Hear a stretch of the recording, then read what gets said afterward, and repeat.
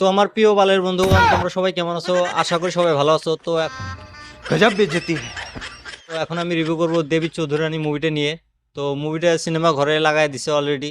তো মুভিটা কালকে আমি দেখে আইছি। এখন আমি রিভিউ করবো মুভিটা কেমন হয়েছে। তো 2 ঘন্টা 14 মিনিটের মুভি এটা। তো তোমরা যদি মুভিটা এখনো দেখো না, তোমরা যা সিনেমা ঘরে যেয়ে দেখতে পারবা।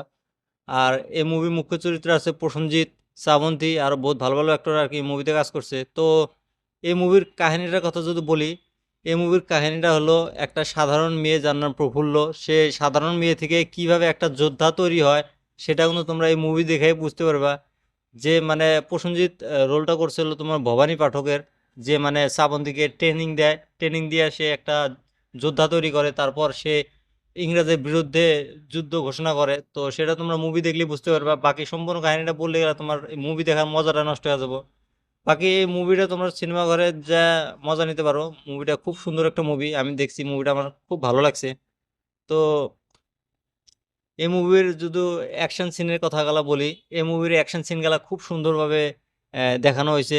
মুভির বাজেট কম হিসাবে এই মুভির যেভাবে মানে ভিএফএক্স এর কাজগুলা করছে, অসাধারণ ভাই, মানতে লাগবো।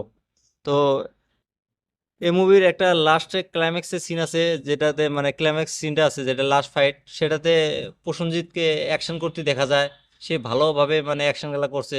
তার বয়স কিন্তু বহুত আছে, সেই হিসাবে অ্যাকশন বহুত ভালো করছে।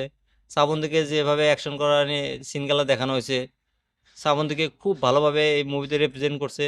আর বেশি ভালো খাটছে এই মুভিটাতে, মানতে লাগবো। বাকি যতগুলো অ্যাক্টর আছে সবাই ভালোভাবে কাজ করছে মুভিটা।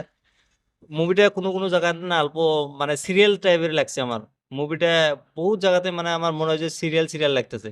আর ভিএফএক্স যেটুকা খাটাইছে, ভালো খাটাইছে, কারণ বাজেট কম হিসাবে খুব ভালোভাবে মানে মুভিটা দেখানো হয়েছে।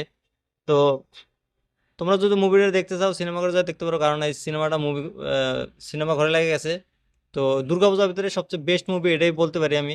তোমরা বাকিটা দেখে নিও, দেখে নিয়ে আমাকে কমেন্ট করে বলো তোমাদের মুভিটা কেমন লাগছে। বাকি নেক্সট ভিডিও তোমাদের সাথে আবার দেখা হবো।